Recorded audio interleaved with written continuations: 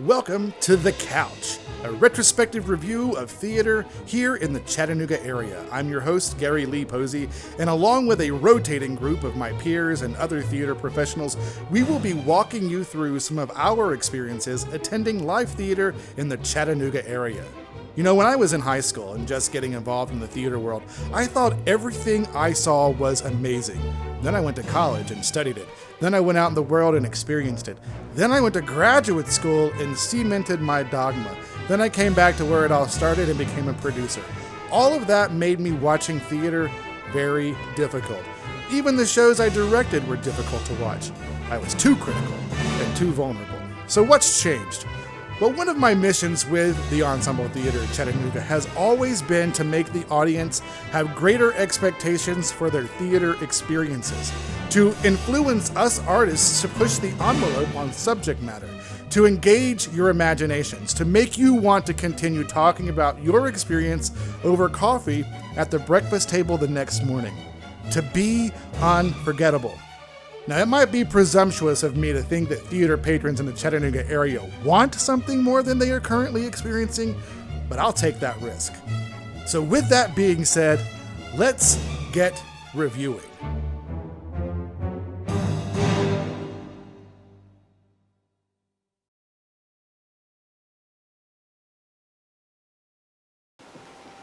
Welcome to The Couch. I am Casey Keelan, and this is Joel. Yes. This is me. This is Joel. Joel's a producing partner with ETC. Yes. And today we are going to discuss A Kiss for Cinderella, written by J.M. Barrie and produced by Ensemble Theater of Chattanooga. Yeah. Yep.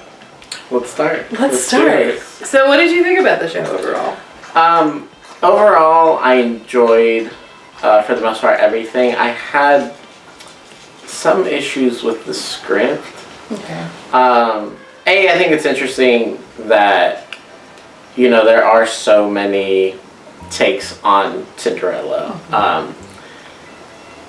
And I think it's interesting to start in a place that it's like separate from the actual fairy tale and it's more reality, and Cinderella just happens to come up, so to speak. But I don't know, like one of the things that I struggled with is in the opening scene, it starts off, and I don't remember the characters' names, but a police enters the residence of one of the main characters because a neighbor complained that the light was coming in because his windows were boarded up and now they weren't. And I struggled with that part of it, that this whole story would have never happened if this one neighbor didn't happen to complain. Mm-hmm. And that's where I think my struggle is in the, yes, it is a fanciful script and stuff, but it's believing in that one main inciting incident. Yeah. That I struggle with.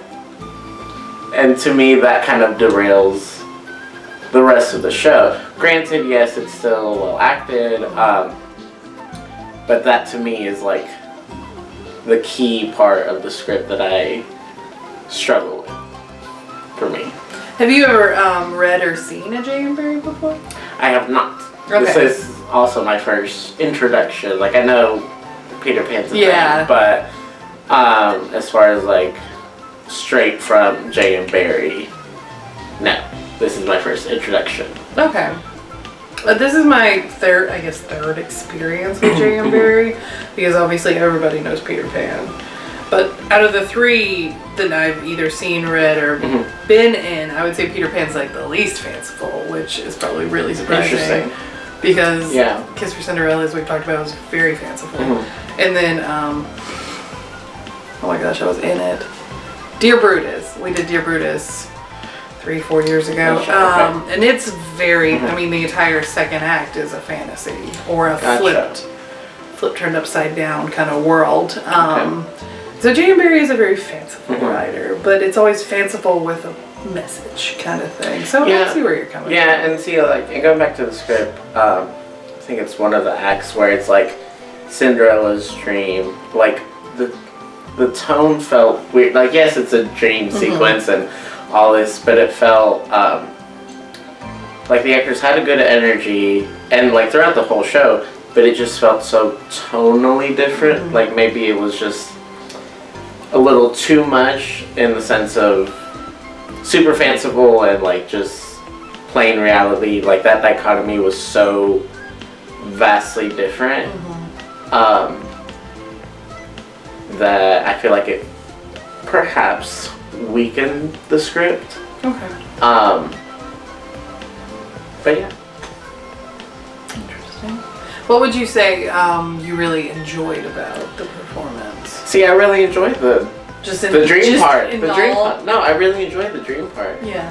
It did take me out of it a little bit because for A Kiss for Cinderella, we had audience participation going on, and the night that I came to see it, I was the audience member who was participated.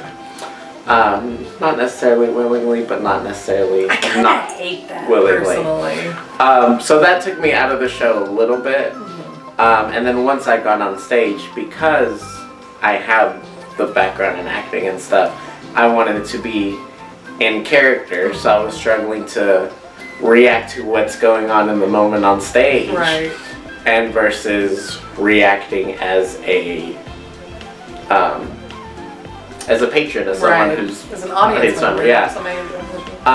So that was kind of like, oh, like I was enjoying what was going on, but that took me out of it because I was fighting with myself, so to speak, of like, oh, I need to like dress a little bit to the left so I'm not blocking so and so. I need to like react to some of the actors on stage and like conducting stage business, but at the same time I was like, wait, I'm an audience member. Yeah. That's not expected of me. Right. So that was kind of weird, but I don't think that, like, had I not been an actor, maybe that wouldn't have taken me out as much. Because I've never actually done shows with audience participation, and not only to the point where, I've seen some shows, but not where I've been in it. So that was definitely like, oh, this is the first time this is happening. It's interesting.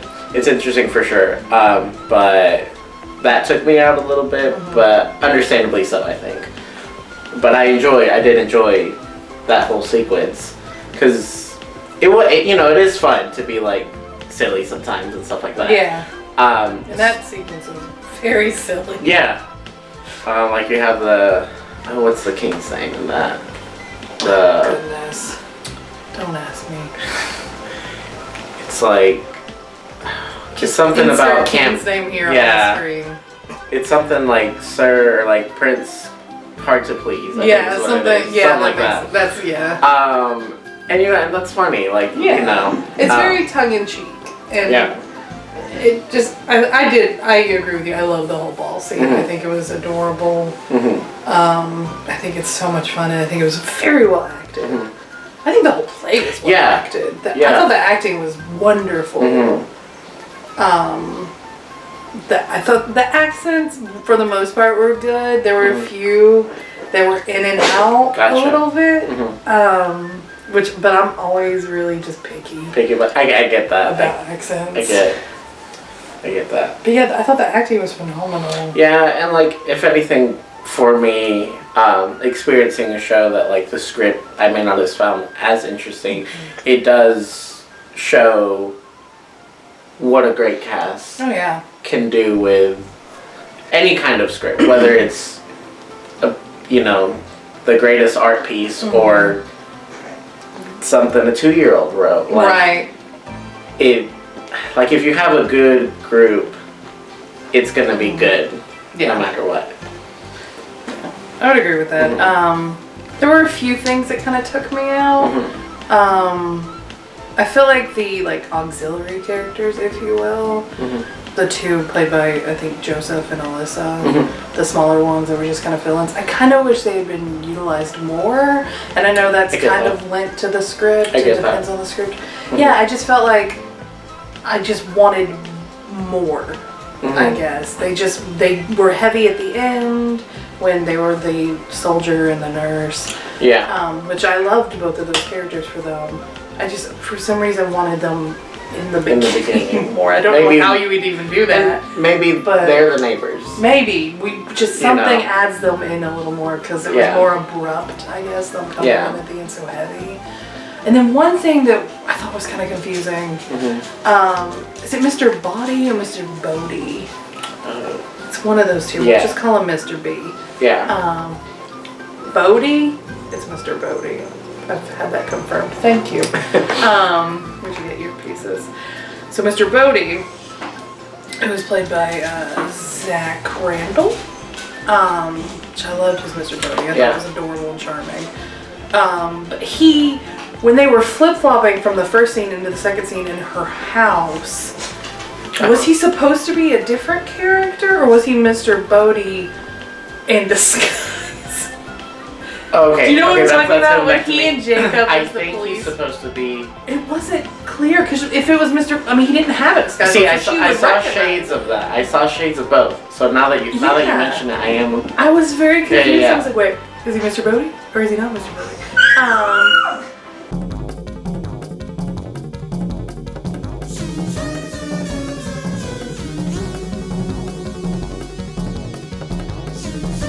Oh, Mr. Bodie. Was it supposed to be Mr. Bodie, or was it supposed to be an auxiliary character, as I'm now calling them? See, because she would have recognized him if it was Mr. Bodie, because he didn't have anything on his face, and she was just like, customer. Did he pay? Was there interaction between them? Okay. You're right though. I think he was just supposed to be this auxiliary character because I don't think he recognized the policeman. I don't think so either. Yeah. I think it was just the policeman that was supposed to be the disguised one. So that took me out a little bit because I was just sitting there thinking about, is this Mr. Bodie or is this not Mr. Bodie? Gotcha. I know it was such a small moment, but still, I thought about that for a while. But I loved the ball scene. And the ending, oh my gosh. When, with the proposal and the entire scene at the doctor's. I really enjoyed that. Fantastic. I loved it. First off, I loved her, Megan, who played Cinderella. Oh my gosh. It was just such a really genuine, honest performance. Yeah. And her energy and her commitment was just, whew. It was good. And Jacob as well as the police officer. In that entire proposal scene, my heart. It just, it got me. It got me. I thought it was so good. If you were to direct the show, what would you do differently? Personally, I don't know, there was some disconnect with me with the doll scene, which I think is incredibly difficult to do in general, but I almost wanted them to be more like puppets rather than dolls. Okay. So it was more like she was controlling them as opposed to holding them. I don't know. It just wasn't. When I read the script before I saw it. Okay. I read the script last year when we were having auditions for everything. So you kind of imagined more. I saw it as more like Raggedy Ann dolls that she could kind of control a little more, which is not period at all, and I realized that.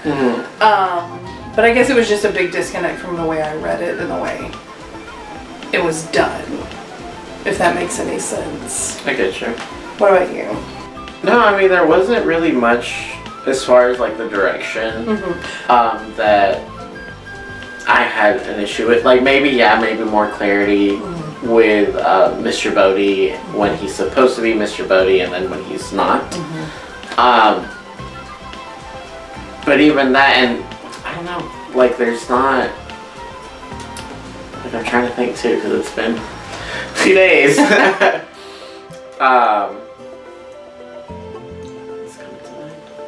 I really appreciated the simplicity of the set. Yeah. I liked that it was just move a few things, we're on to the next, move a few things. For me, and I guess this may be something that I would change, and it may be because I am a workaholic who loves to just put one thing on top of the other. but I would create more of a separation between what's reality and the moments when it's not. Okay. So whenever it is the dream, yes, the set did change, but make it more like, oh, this is extremely ridiculous. Kind of made me add more pieces to that. Okay. So you wanted the dream sequence to just be a bit more, bigger? Maybe, yeah. Okay. Because to match like the style of the acting and the style of the writing within that dream, maybe a minimal set can hurt it a little bit more. At least that moment for me. That makes sense. Because it does need to be different, because it is this dream world that her illness-idled brain has created. So I see what you're saying.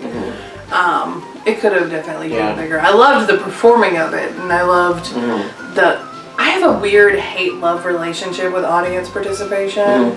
I hate if I have to do it. I get that. But I'm okay with other people doing it.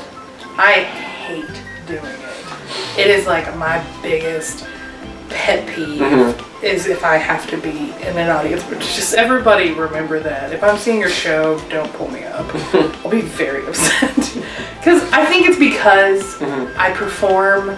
And so when I'm coming to see a show, I just want to enjoy it. And like you said, I don't want to go up there and be like, oh, I have to turn. I have to get the light. I have to make sure every side of the audience can see me. So I'm just not a fan of it. I don't mind watching other people. The night we had it, Doug May was one of the contestants, and it was very funny. He had his little like Sonic cup or whatever up there on stage with him. It was very entertaining. And that whole sequence was really funny. But I agree with you. A more mobile set could have kind of added to that, because they could have maybe moved things out of the way and brought bigger things in. What did you think about the costumes, particularly for that scene? I love them. Yeah. I love them. Yeah. I love Zach's. Everything about it. I thought it was very funny. Everything about like the costumes really enjoyed. Yeah. Especially for that scene too, but like overall across the board. Yeah, it was. I thought the costumes were really well done. I thought they lent to the period very well. Yeah, I think technically speaking, it was pretty solid. Yeah. There were just a few things that obviously we've already talked about that kind of disconnected for me. But I think overall, I really enjoyed it. Yeah. But I like the script. See, and it wasn't like I had a horrible time like watching it. It just wasn't necessarily your cup of tea. Yeah. J.M. Barrie is an acquired taste. He's an acquired taste. So I understand that completely. But so that's going to be all for this episode of The Couch. Next up at ETC is Billy Elliot, which runs the second weekend. It opens the second weekend of December. There are dates on our website, and I'm sure popping up on the screen. It runs for 2 weekends. Yes. 2 weekends. It's a very large cast. It is promising to be a very good show, so please come out and see it. Joel, thank you for coming. Thank you, Casey, for having me. It was nice to see you. Nice to see you too. Alright, so that's it. Thanks, guys. I ended like Garry, though. Awkward. I just want you guys to remember, don't let our compliments inflate your head, and don't you dare let our criticisms deflate your heart. Keep creating.